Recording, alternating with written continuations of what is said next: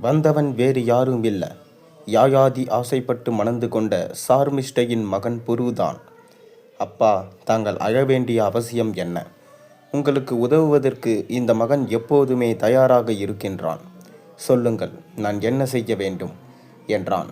அன்பு மகனே, ஒரு தந்தை மகனிடம் யாசிக்க கூடாத ஒன்றை யாசிக்கின்றேன். இந்த உலகத்திலேயே கொடூரமான வியாதி பெண்ணாசை. அது என்னிடம் அதிகமாகவே இருக்கிறது. உன் பெரிய அன்னையான தேவயானியை மனம் முடித்திருந்தும் கூட அவளது தோழியான உன் அன்னை மீது ஆசைப்பட்டேன். மன்னர் குலத்துக்கு இது தர்மம்தான் என்றாலும் பெரியவள் கோபித்து கொண்டு போய்விட்டாள். என் மாமனார் சுக்ராச்சாரியார் என் இளமையை பறித்து விட்டார். உடல்தான் முதுமை அடைந்துள்ளதே தவிர மனதில் இளமை உணர்வு அகல மறுக்கிறது. இந்த நோயில் இருந்து விடுதலை வேண்டுமானால் எனக்கு இளமை மீண்டும் வேண்டும்.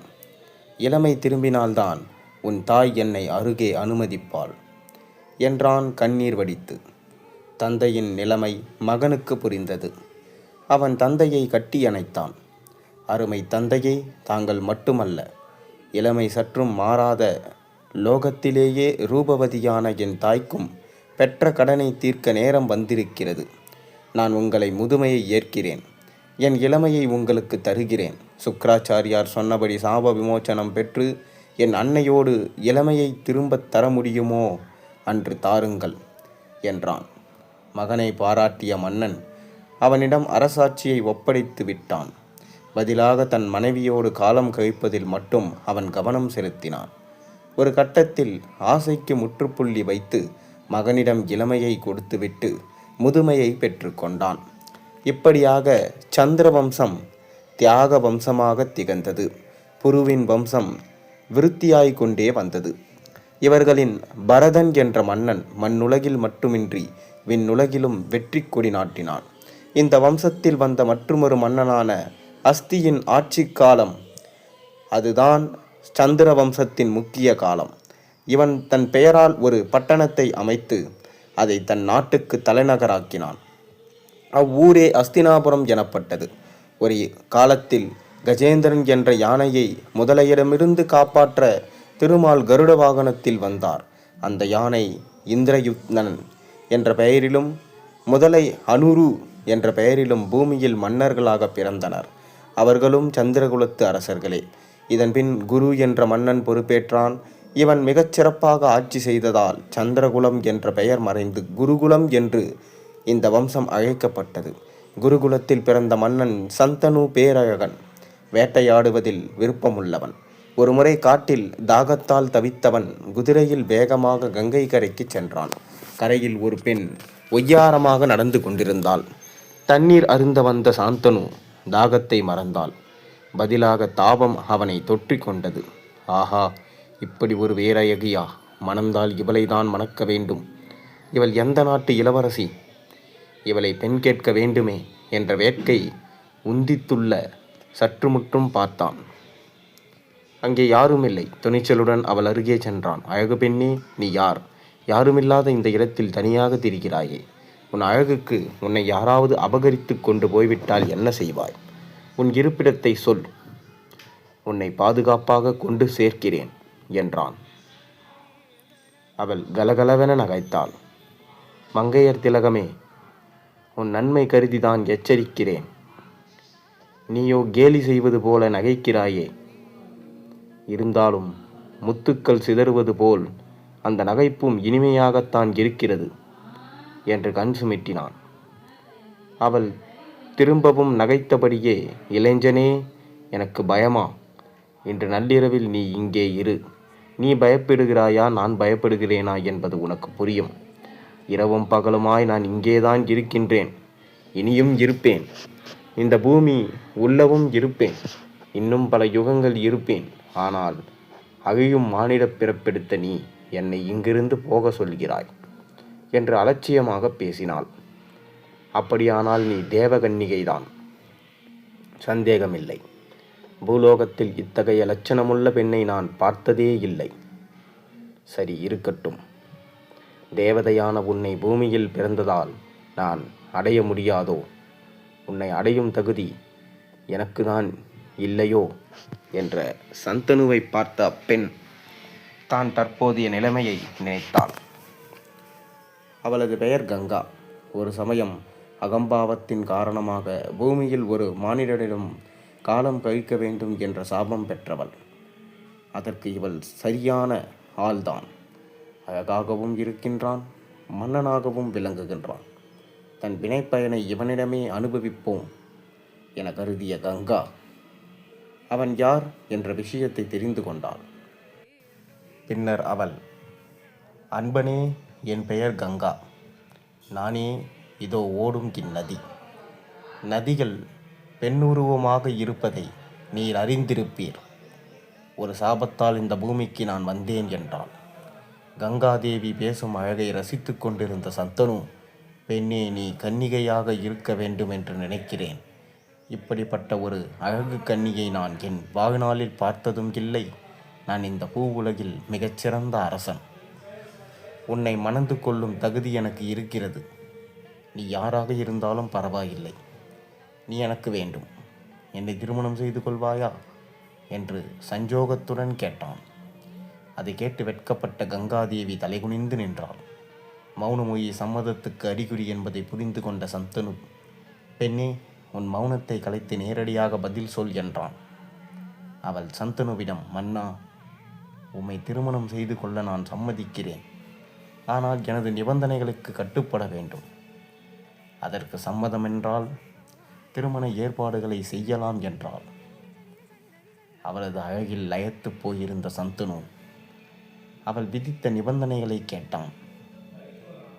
மன்னா, நான் உன் மனைவியான பிறகு நான் என்ன செய்தாலும் கேள்வி கேட்கக்கூடாது. அதாவது நான் உன் மனம் கஷ்டப்படும்படி நடந்தாலும் என்ன ஏதென்று கேட்கக்கூடாது. உலகமே வெறுக்கும் காரியத்தை செய்தாலும் ஏன் செய்தாய் என்று கேள்வி எழக்கூடாது. மன்னனுக்கு இவற்றை ஏற்பதா வேண்டாமா என்று குழப்பம் இருந்தாலும் பெண்ணாசையின் பிடியில் சிக்கியிருந்த அவன் சரியென சம்மதித்து விட்டான். மகாபாரதத்தின் துவக்கமே மனித குலத்துக்கு பாடம் கற்றுத்தருவதாக அமைந்திருப்பதை கவனியுங்கள். பெண்ணாசைக்கு ஒருவன் அடிமையாக கூடாது. அப்படி அடிமையாகிவிட்டால் அவன் படப்போகும் துன்பங்களின் எல்லைக்கு அளவிருக்காது. இதோ சந்தனு தன் அழிவில் முதல் கட்டத்தில் அடியெடுத்து வைக்கப் போகிறான். கங்கா, கலங்காதே. நீ என்ன சொன்னாலும் கேட்பேன். நீ நாட்டை கேட்டாலும் உன் பெயரில் எழுதி வைக்கிறேன். அரச செல்வம் உன்னுடையது. நீ என்ன சொல்கிறாயோ அதன்படி நடக்கின்றேன் என சொல்லி அவள் முன்னால் மண்டியிட்டு நின்றான். சந்தனுவின் வார்த்தையை மாறமாட்டான் என்பதை புரிந்து கொண்ட கங்கா அவனை திருமணம் செய்து கொண்டாள். உலகிலேயே சிறந்த அந்த அழகியை குடும்பம் நடத்துவதில் மட்டும் சந்தோஷம் கண்ட சந்தனு ராஜ்ய விஷயங்களை கூட மறந்துவிட்டான். எல்லாம் கங்காவின் இஷ்டப்படியே நடந்தது. இந்த நிலையில் கங்காதேவி கர்ப்பமானாள். சந்தனுவுக்கு தாங்க முடியாத மகிழ்ச்சி. அவளை கண்ணை போல பாதுகாத்தான். அவளது உடல் அதிரக்கூடாது என்பதற்காக மலர்களை பரப்பி அதில் நடக்க வைத்தான். பிரசவ நாள் வந்தது. கங்கா அழகான ஆண்மகனை பெற்றாள். சிறிது நாள் கடந்ததும் குழந்தையை கங்கா எடுத்துக்கொண்டு கங்கைக்கு சென்றாள். இவள் யாரிடமும் சொல்லாமல் எங்கே போகிறாள் என சந்தனு பின்னால் சென்றான். அவள் செய்த செயலை பார்த்து அதிர்ந்து நின்று விட்டான். அதுவரை இனிய மொழி பேசும் கிளியாக சாந்தமே வடிவமாக திகழ்ந்த கங்கா இப்போது அரக்கியாக தெரிந்தாள். ஆம், பெற்ற குழந்தையை ஆற்றில் வீசி எறிந்தவளை என்ன சொல்வது? ஆத்திரத்தின் விளிம்பிற்கே போன சாந்தனுவிடம் அவனது இதயம் பேசியது. சந்தனு, நில். நீ காம வயப்பட்டு இவளை மணந்தாய். இவள் தன்னை மணக்கும் முன் நான் என்ன செய்தாலும் கேள்வி கேட்கக்கூடாது. அது கொடூரமான செயலாக இருந்தாலும் சரி என சொன்னால் அல்லவா? இப்போது எந்த முகத்தை வைத்துக்கொண்டு அவளை கேட்கப் போகிறாள் என்றது. சந்தனு சூழ்நிலை கைதியாய் நின்றான். ஏதும் பேசாமல் திரும்பிய அவன் சில நாட்களில் எல்லாவற்றையும் மறந்தான். மீண்டும் கங்காவின் பிடியில் சிக்கினான். அவள் வரிசையாய் 6 பிள்ளைகளை பெற்றாள். 6 குழந்தைகளையும் தண்ணீரில் வீசினாள். அவளை கேள்வி கேட்க முடியாமல் தவித்த சந்தனு 8வது ஆண் குழந்தை பிறந்ததும் கங்கா அதை தூக்கி கொண்டு கங்கை நதிக்கு போவதை பார்த்தான். கொடியவளே நில், இந்த குழந்தையையும் கொல்லப் போகிறாயா? உன்னை கேள்வி கேட்கக்கூடாது என்ற நிபந்தனை இத்தனை நாளும் என்னை தடுத்தது. நானும் போகட்டும் போகட்டும் என பார்த்தால் உன் கொடூரம் எல்லை மீறிவிட்டது.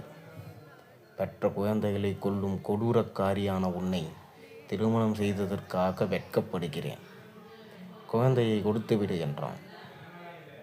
இதை கேட்டு கங்காவின் கண்கள் கொவ்வை பழமாக சிவந்தன.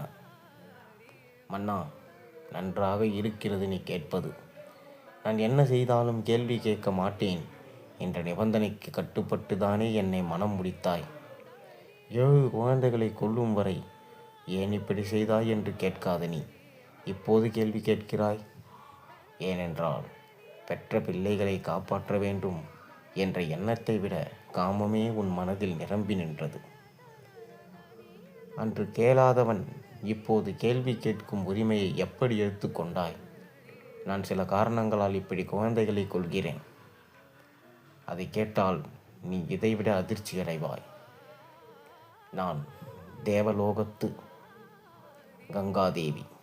நான் இந்த பூமிக்கு வந்து இந்த குழந்தைகளை கொன்றதற்கான காரணத்தை கேள் என்று சொல்லி தன் கதையை ஆரம்பித்தாள். அவள் சொல்ல சொல்ல சாந்தனுவின் மயிர் கூச்செறிய நின்றான். நாளை இந்த கதையோட கண்டினியூஷனை பார்ப்போம். மேலும் இந்த கதை உங்களுக்கு பிடிச்சிருந்தா மறக்காமல் சேனலுக்கு சப்ஸ்கிரைப் பண்ணுங்கள், லைக் பண்ணுங்கள், பெல் ஐக்கனையும் ப்ரெஸ் பண்ணுங்கள். நம்ம சேனலில் வர எல்லா கதையும் பாருங்கள். உங்கள் நண்பர்களுக்கும் இந்த கதையை பகிர்ந்து கொள்ளுங்கள். நன்றி, வணக்கம். நாளை நல்ல அருமையான கதையோடு உங்களை சந்திக்கின்றேன்.